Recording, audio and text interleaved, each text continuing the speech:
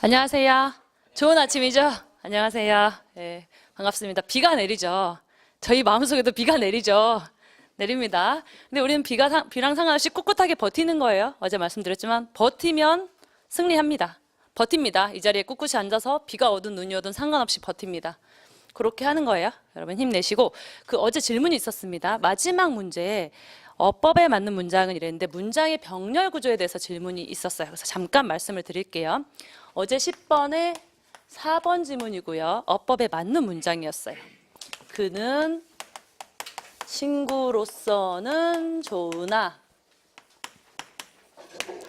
남편감으로서는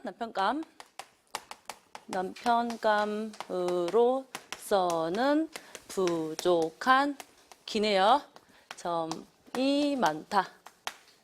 이랬습니다. 그래서 이거는 어법에 맞는 문장이라고 말씀을 드렸는데 질문이 이게 병렬 구조에 맞지 않지 않느냐. 친구로서는 좋으나라고 했으니 남편감으로서는 부족하다. 이렇게 가는 게 자연스럽지 않느냐라는 질문이었는데요. 일단 이 예문 자체는 국립국어원 표준국어 대사전 예문 그대로예요. 이 로서에 대한 활용에 대한 그대로 예문 그대로를 옮겨놨고요. 그 문장의 병렬 구조라고 해서 모든 문장이 앞뒤가 똑같아야 되는 건 아니에요. 자, 여러분 보세요. 만약에 이거를 부족하다로 고치면 앞뒤가 병렬 구조, 평행 구조라서 깔끔해 보인다라고 하지만 남편감으로서는 부족한 점이 많다라는 의미하고 부족하다하고 의미가 차이가 있어요, 없어요? 있습니다. 있습니다. 부족한 점이 좀 많다라는 거하고 그 사람은 아예 부족하다라는 건 의미 차이가 있어요, 여러분. 의미 차이가 분명히 생깁니다. 따라서 무조건 병렬 구조라고 해서 똑같이 고쳐야 되는 건 아니고요. 병렬 구조의 핵심은 뭐냐? 평행 구조, 병렬 구조의 핵심은 문장 성분이 동일하다. 이게 핵심입니다. 문장 성분이 앞뒤가 동일하게 연결돼야 된다. 접속 부사나 그러나 하지만 이런 것처럼 접속 부사나 아니면 접속 조사, 과 이런 거 했을 때 앞뒤에 문장 성분이 동일하게 배치되는 것이 병렬 구조거든요. 그럼 볼게요. 그는 주어죠? 빨간색으로 할게요. 친구로서는 로서, 부사격 조사죠. 좋으나 뭐죠? 서술어. 주어 영어로 썼네요. 주어, 부사어, 서술어. 그렇죠? 그럼 이 뒤에는 주어가 지금 생략된 거죠? 그는 또 생략됐죠? 그는. 그럼 요거 주어. 남편감으로서는 부사어. 부족한 점이 많다. 통째로 뭐다? 서술어. 서술어. 앞뒤가 주어, 부사어, 서술어. 주어, 부사어, 서술어. 똑같죠? 문장 성분은 동일합니다. 그래서 비록 서술절이지만 서술절이라고 해서 서술어가 아닌 건 아니에요. 서술어에 여러 종류가 있는 겁니다. 그래서 서술절이지만 주어, 부사, 서술어 이렇게 해서 문장 성분은 동일하기 때문에 병렬 구조에 맞는 겁니다. 그래서 여러분 무조건 똑같은 형태로 고쳐야 된다 이렇게 생각하지 마시고 예문을 하나만 더 들어드릴게요.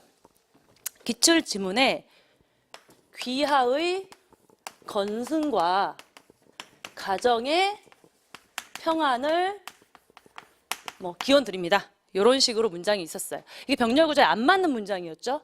왜냐? 자, 이 과, 접속 조사죠. 와과. 그러면 귀하의 건승, 관형어, 건승, 이제 을이 이제 앞뒤가 들어가는 거죠. 목적어죠. 목적어. 그럼 얘는 지금 뭐죠? 가정애, 애로 영화보다 뭐죠? 부사어죠. 그리고 목적어. 이렇게 됐습니다. 그래서 뭘로 고쳐줘야 되냐? 같은 관형어로 고쳐줘야 된다. 그래서 가정의 평안을 이렇게 고치는 게 정답이었죠. 이게 잘못된 병렬 구조였죠. 이해되시죠? 문장 성분이 앞뒤가 동일한 게 병렬 구조의 핵심이다. 이렇게 아시면 되겠습니다. 자, 그러면 1번부터 들어가겠습니다. 다음 설명 중 옳지 않은 것은 이라고 했습니다. 정답은 2번이었어요. 2번이었습니다. 지붕, 둔치, 생각, 흉내 같은 단어들은 모두 한자어로 적을 수 있는 한자어가 아니라 모두 뭐죠? 고유어입니다. 고유어예요, 여러분. 지붕, 둔치, 생각, 흉내, 고유어다. 이럴 때 외워주시기 바랍니다. 그리고 1, 3, 4번 같은 지문은 모두 옳은 지문이기 때문에 여러분이 직접 읽어보시면 되겠습니다. 그럼 다음 2번. 의문의 변화가 나머지와 다른 것은? 의문은 말소리죠. 소리에 있어서 변화가 다른 것은 너무 쉬웠습니다. 1번이었죠. 법학. 비읍과 히읗이 만나서 피읍이 된 자음 축약, 거센 소리 대기가 일어났습니다. 얘는 축약이고요. 나머지는 다 탈락이었죠. 바늘질에서 리을 탈락이 있었고 솔나무에서 리을 탈락이 있었고 들르다에 어가 붙었는데 의 탈락이 일어났죠. 그래서 들러 이렇게 됐고 갔다는 가, 앗, 다에서 아 탈락, 갔다 이렇게 해서 모두 탈락이 일어났고 1번만 축약입니다. 그 다음 3번. 자, 품사 문제 또 나왔죠. 약간 다른 형태였어요. 평소에 보던 거하고. 뭐랑 뭐 구별하는 문제죠? 그쵸. 의존 명사랑 딴 거. 그쵸. 뭔지 모르겠지만 의존 명사랑 딴 거. 일단 밑줄을 딱 째려보면 대로만큼 보이시죠? 대로만큼. 그러면 의존 명사랑 딴 거 구별하는 문제다. 이렇게까지는 추측을 하셔야 됩니다. 그리고 보면 동이 트는 대로, 관용어 뒤에 대로만큼뿐. 뭐죠? 의존 명사. 관용어 뒤에 대로만큼뿐 의존 명사. 들릴 만큼 의존 명사. 그럼 3번을 일단 보면 박은 듯. 이것도 관용어 뒤에 붙었죠. 그래서 이게 의존 명사 같은데 약간 헷갈리다. 그럼 뭘 붙여본다? 그렇죠. 조사. 빼다 박은 듯이 닮았다. 너무 자연스럽게 연결이 됩니다. 그래서 의존 명사가 맞습니다. 그래서 정답은 1번이고요. 경찰인 듯하다. 이 듯하다는 보조 형용사입니다. 보조 형용사. 보조 형용사로 사전에 등재가 돼 있고요. 경찰이다가 본용어이겠죠. 이다가 서술격조사 이다의 활용형이에요. 경찰인. 그래서 본용은 보조 형용사, 보조 용어 듯하다고요. 듯하다, 듯싶다 이런 게 다 보조 형용사입니다. 정리를 해두시기 바랍니다. 그리고 4번 들어갈게요. 서술어의 자릿수를 잘못 제시한 것은 이라고 나왔습니다. 서술어의 자릿수가 뭘 얘기하는 걸까요? 서술어가 필요로 하는 문장 성분의 수. 그렇죠. 이런 정의 조항도 여러분 알아두셔야 돼요. 서술어가 필요로 하는 문장 성분의 수. 그래서 한 자리, 두 자리, 세 자리가 있죠. 일단 주어는 모두 필요해요. 주어가 있어야겠죠, 문장에. 머리가 없으면 큰일 나요. 주어는 다 있어야 된다. 거기다가 여기는 이제 한 자리니까 주어로 끝. 그럼 두 자리는 뭐다? 주어 플러스 목적어 또는 보어. 그렇죠. 그 다음에 세 자리는 주어 플러스 목적어 플러스 보어 또는 필수 부사어. 이렇게 가시면 되겠어요. 그래서 이걸 보면 저는 이렇게 풀어요. 주어는 어차피 다 필요해요. 그렇죠. 주어를 넣어보고 그 다음에 뭐가 필요한지 서술어를 일단 기점으로 다 판단을 합니다. 여러분 문제는 다 잘 푸신 것 같아요. 답은 일단 3번이었고요. 같다. 무엇이 무엇과 같다. 그냥 이렇게 저는 그렇게 풀어요. 앞에 문장을 보면 나에게 보석과도 이래가지고 머리가 이제 흐트러지기 시작해요. 이게 부사도 필요한 건가? 이러면서. 그래서 무엇이 무엇과 같다. 그럼 두 자리 맞고. 됐어. 무엇이 됐다. 누가 무엇이 됐다. 두 자리가 맞고. 달라. 무엇이 무엇과 달라. 무엇이 무엇과 달라. 이렇게 두 자리. 이게 두 자리겠죠? 그 다음에 넣었어. 누가라고 해야겠죠? 누가 무엇을 어디에.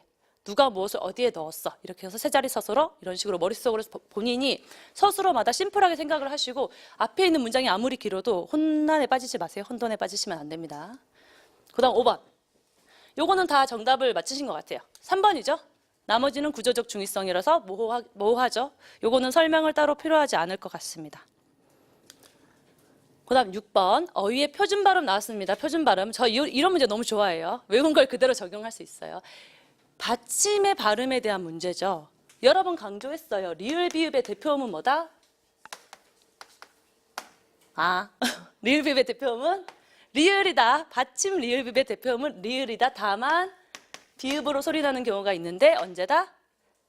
같이 해주세요. 넙둥, 넙적, 넙죽. 잘못 썼나요?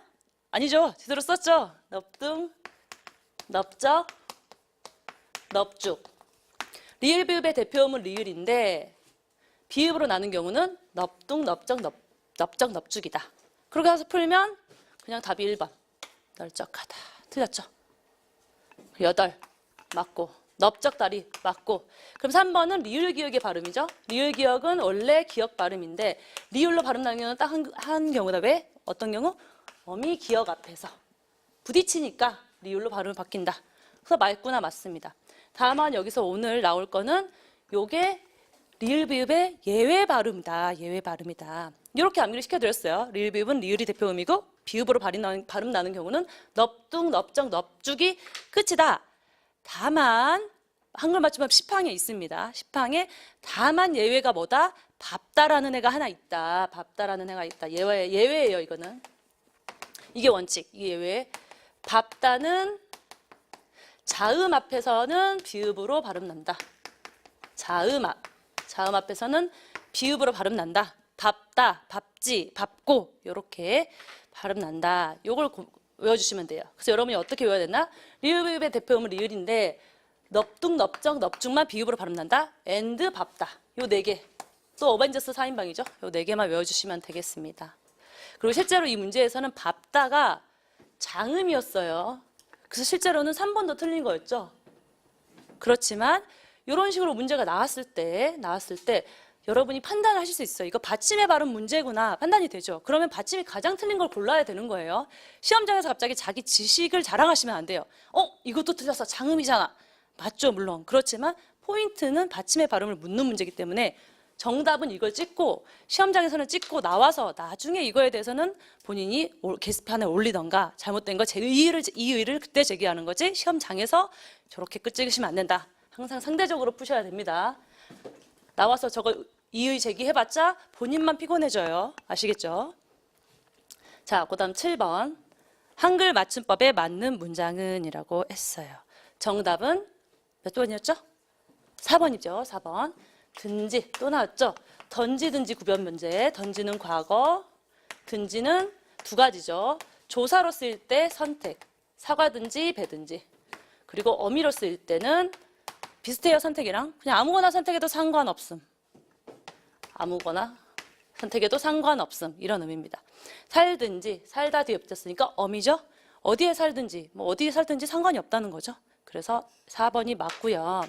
그 다음에 뭐가 틀렸냐 1, 2, 3번은 1번은 인삿말 아니죠. 네, 인사말입니다. 사이소리 현상이 모든 조건에 맞는다고 항상 일어나는 게 아니기 때문에 우리를 머리 아프게 합니다. 그래서 몇 가지 외워주셔야 될 것들이 있죠. 관건, 등기 이런 것뿐만 아니라 이 말로 끝나는 애들.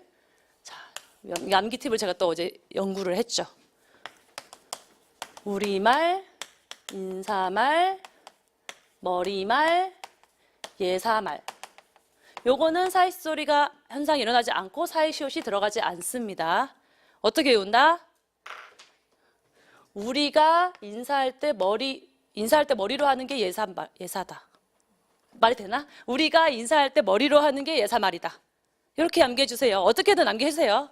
우리가 인사할 때 머리로 하죠? 머리로 하는 게 예사말이다. 이렇게 해 주세요.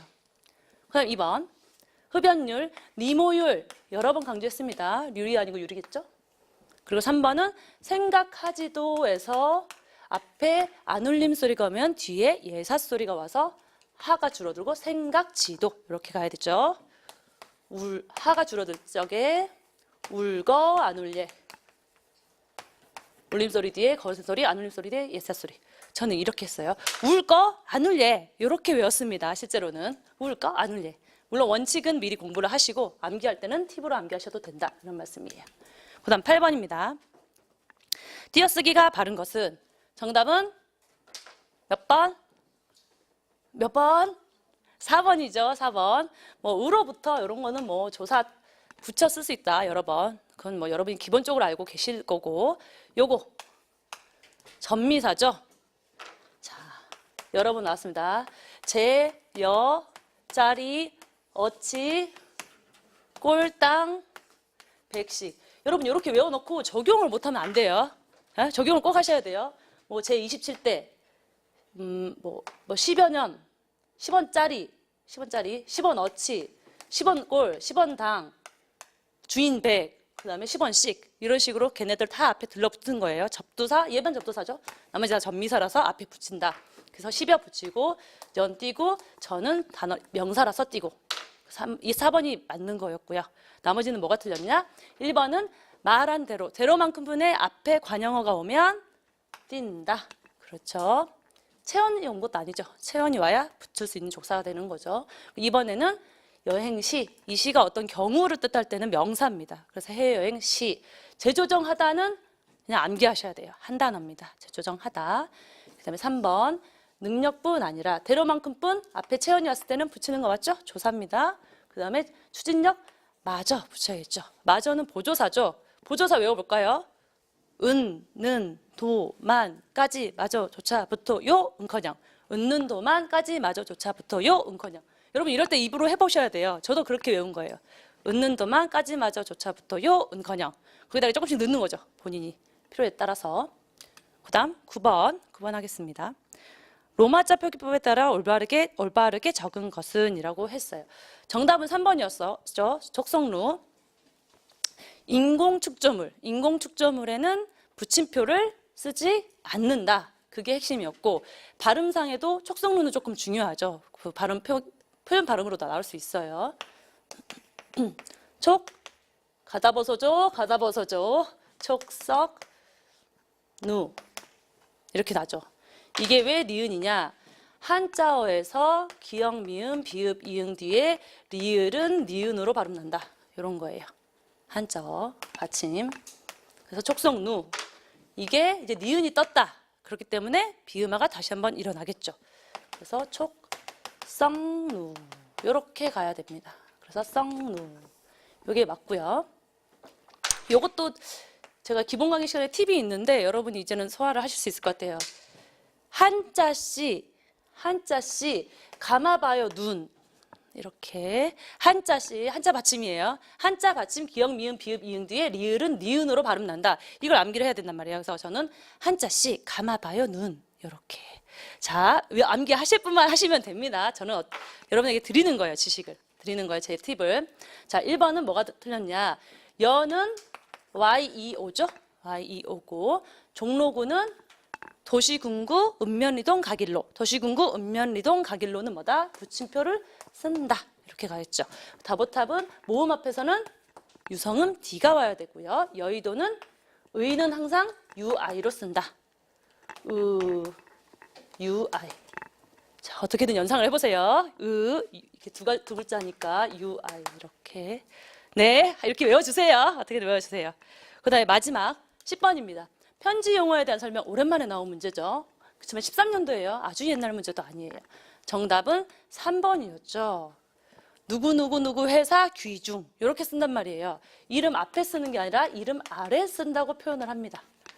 이름 아래 쓴다. 누구 귀중. 아시겠죠? 나머지는 직접 보시면 되고 다 맞는 설명입니다. 자, 오늘 10문제 이렇게 풀고 내일 아침에 또 우리 활기찬 모습으로 만나도록 하겠습니다. 감사합니다.